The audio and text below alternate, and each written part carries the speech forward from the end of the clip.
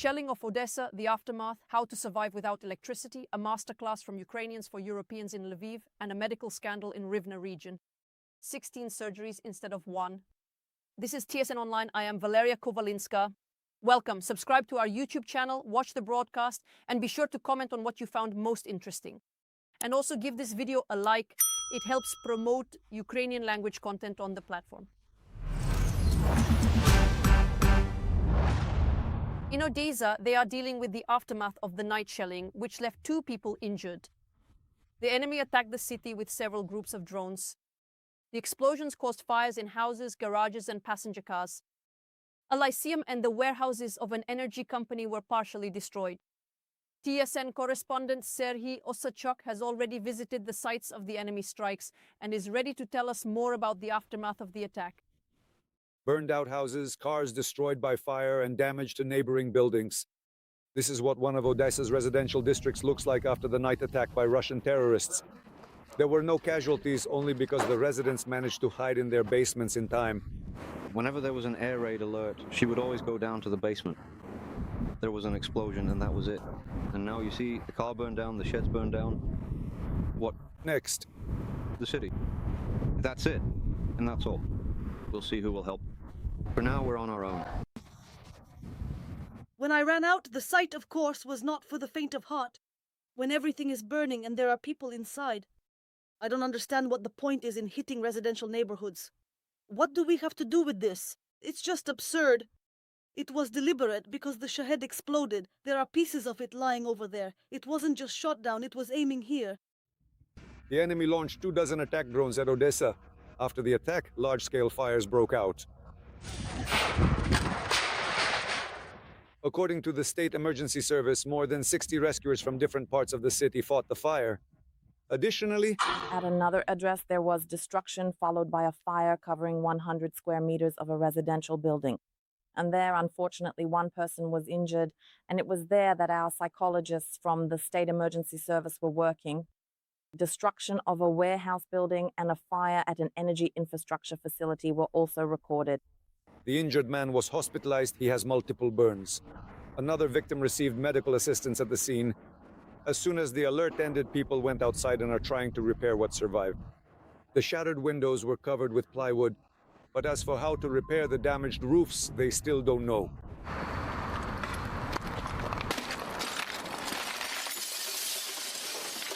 And this is what the law lyceum looks like, where about 200 students studied. The building and roof suffered significant damage and part of the second floor collapsed. The strike occurred around 1 o'clock in the morning. The director of the lyceum told TSN that starting Monday, students will switch to distance learning because it is impossible to hold classes here. Not even the fact that the building is an architectural monument and located in a UNESCO protection zone could save it. We understand who our neighbor is, that they truly have nothing sacred. And to wage war against kindergartens, to attack educational institutions, this is pure terrorism. There's nothing more I can add to that. They are simply terrorists, a country of filth, a country that's a swamp. There are no words, honestly. Right now I'm so emotional because I've been here at the scene since 1 in the morning. It's really hard to talk, of course. Across from the lyceum there are shops and residential buildings. Not a single window survived. In the morning, people are rummaging inside, cleaning up what was shattered by the explosion. We got a call from the security service saying that something like this had happened. And by 5 in the morning, I was already here. So now we're putting things in order, the windows. All of ours were blown out.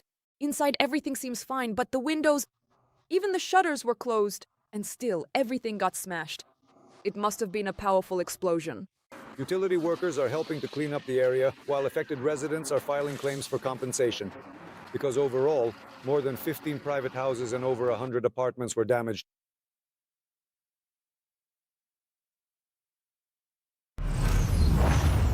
Three people were injured, including 2 children, in Sumy.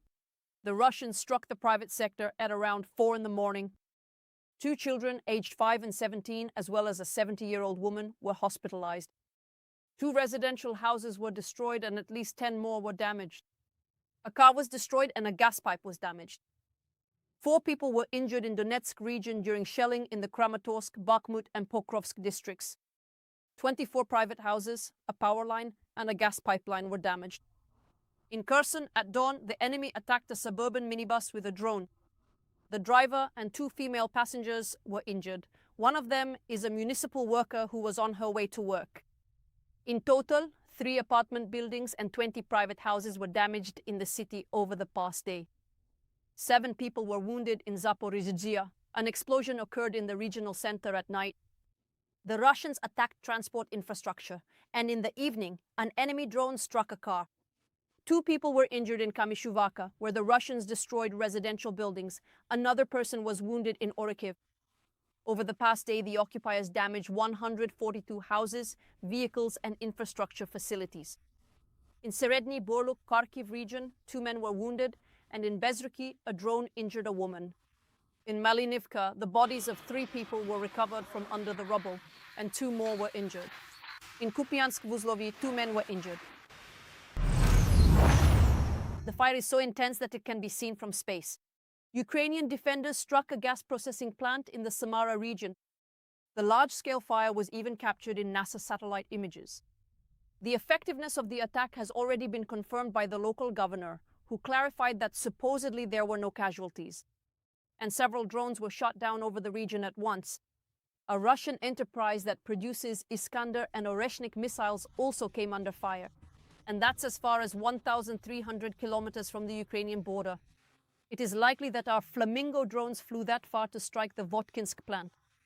The locals were thrilled by the fiery show, so they rushed to share photos and videos of the burning site. Whether these were actually flamingos is still unknown, but the manufacturers published launch videos and promised to provide all the details later, in due course. Ukrainian defenders have liberated 300 square kilometers of our land on the southern front.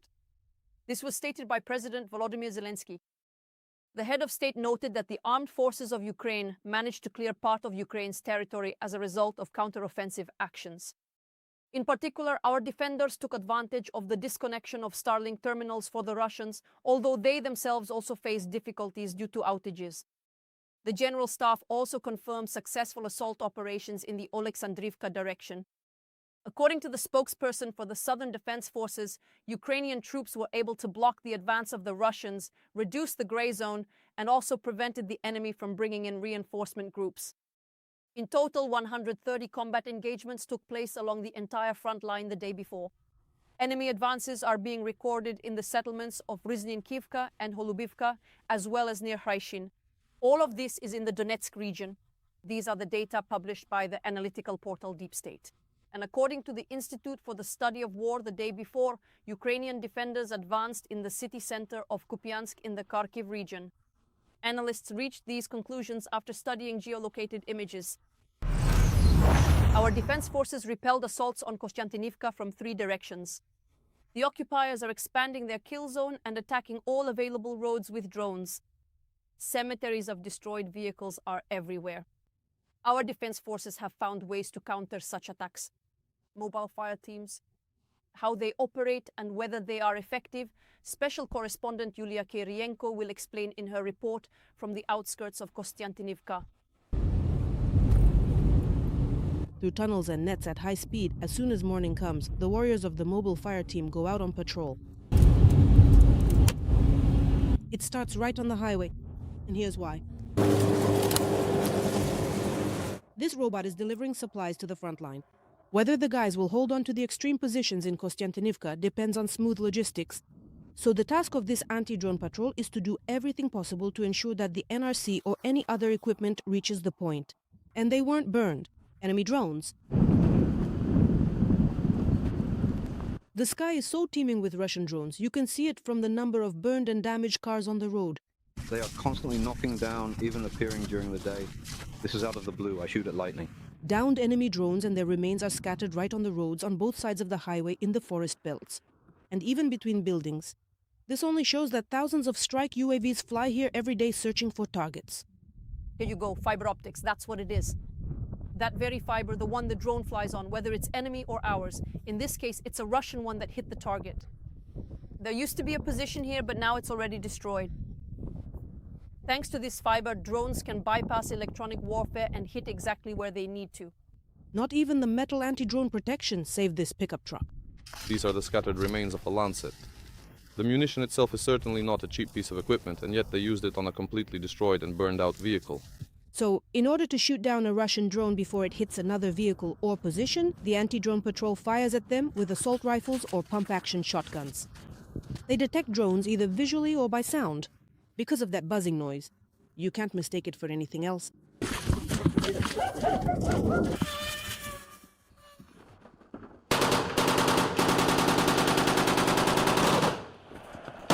The flight of a strike drone forces us to seek cover, while the soldiers of the 93rd Brigade Kholodny Yar get ready to hunt. From several rifles near us and at the neighboring position, they try to hit the Russian FPV drone. But it still dodges the bullets and flies away. The Kholodny Yar fighters quickly reload their weapons. And then the drone comes in for a second pass. Did you manage to shoot it down? Oh my God. Tell me, did you actually shoot that thing down? Why so modest? With these endless drone attacks, the Russians are trying to expand their kill zone to take control of all the logistical routes our soldiers use to supply the front line. So traveling by vehicle on the roads between Kostyantynivka and Drushkivka is becoming increasingly dangerous. It is the mobile fire teams who are also responsible for clearing these routes of unexpected surprises. And there are the waiters. The waiters are always sitting there waiting for our vehicles, for the rotation of our guys. And besides, our Mavics are already flying, they're watching, but you can't see everything. And apart from drones, there are also improvised explosive devices which are dropped from drones as well. So you have to go and check for their presence along certain sections and roads.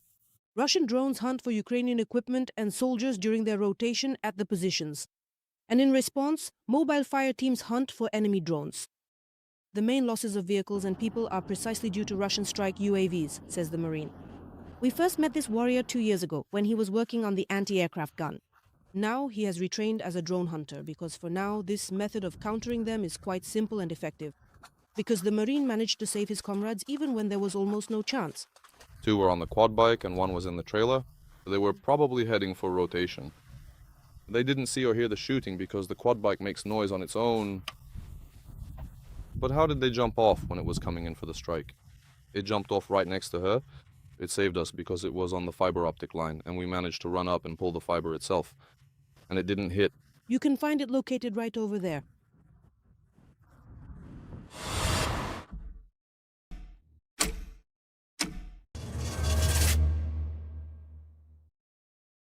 The Coalition of the Willing will gather on Tuesday in a video conference format for the 4th anniversary of the Russian invasion. This is reported by the French newspaper Le Monde. The meeting will be chaired by British Prime Minister Starmer and French President Macron. While Russia's war against Ukraine is already entering its 5th year, this meeting is intended to once again reaffirm the commitment of the participating countries to support Ukraine, according to a statement from the Élysée Palace. The previous summit of the Coalition of the Willing took place on January 6 in Paris, with representatives of US President Donald Trump in attendance. At that time, 35 countries agreed to deploy multinational forces in Ukraine in the event of a peace agreement. It was also established that the ceasefire would be monitored by a mechanism under US leadership. This time, participation by the American side is not expected, journalists were told at the Élysée Palace. Sanctions against Russia's shadow fleet. President Zelensky signed a decree imposing restrictions on 225 captains of the Russian Federation's shadow fleet. These are representatives from 11 countries.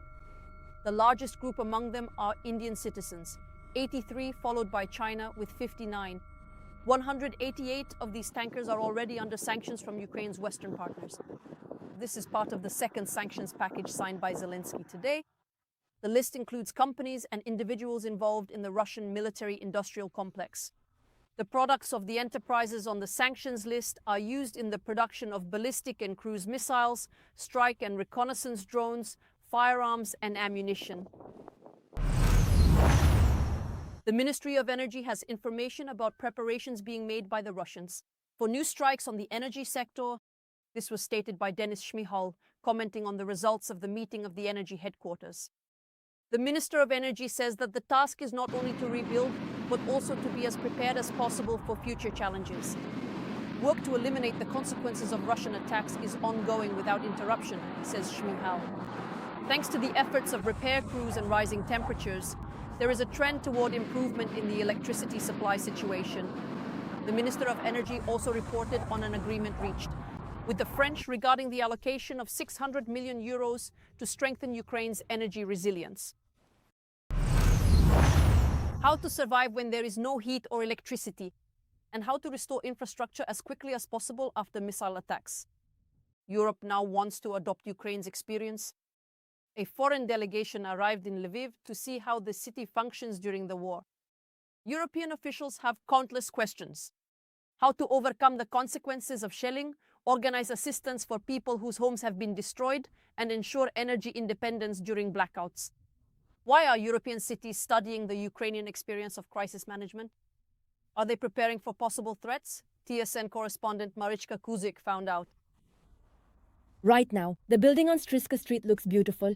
And 3 years ago, photos of the ruined building were spreading through both Ukrainian and European media. That was one of the largest Russian attacks on Lviv. 10 people were killed and another 50 were injured. People in the city recalled that there was no time for shock or tears then. How to organize an effective rescue operation, where to relocate people, where to find funds for restoration had to be found without delay. This was Lviv's first experience when decisions had to be made very quickly and efficiently. Various headquarters were set up very quickly and people could receive any kind of consultation. There was a mobile administrative service center on site. These are City Hall officials speaking to members of the European delegation. They came specifically to inspect the sites of Russian attacks and assess the scale of destruction and recovery. Residents of the building also came out to meet them. They say they want to share their experience with the Europeans. We are helping to ensure that information is being shared. The reconstruction is almost finished, just a little bit remains. But residents are moving in and doing renovations. The city council allocated money for repairs and apartments depending on the extent of the damage. And this is the building on Konovalet Street. 2 years ago, 7 people died here. Among them was almost the entire Basilevich family. Mother Yevgenia and her 3 daughters, 7-year-old Emilia, 18-year-old Daria, and 21-year-old Yarina. Only the father survived.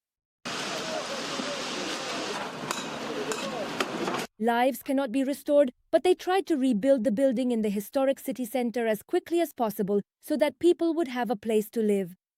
The Europeans are carefully inspecting the facade.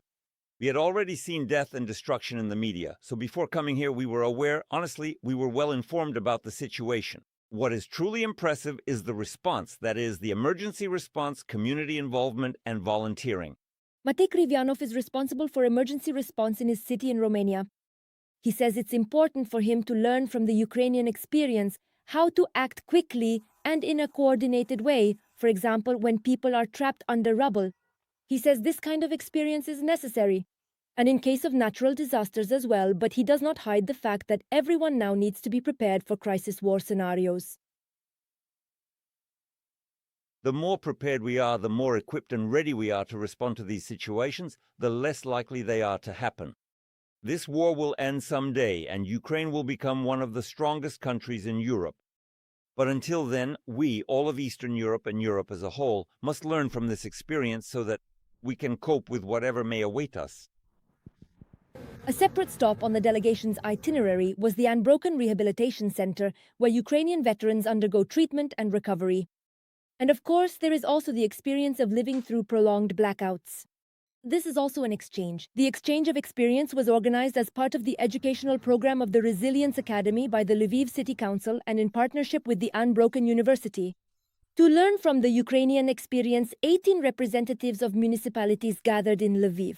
Thank you. From Germany, Belgium, the Netherlands, Estonia, Romania, the USA. Planning is their side of things. That is, they assume that anything can happen. Russia isn't going anywhere, and it is increasingly starting to pose a real threat to the functioning of European cities. It's better to have ready plans that will never be needed than to have nothing at all if something happens. In just a month, the next delegation will arrive in Lviv, this time from Polish cities.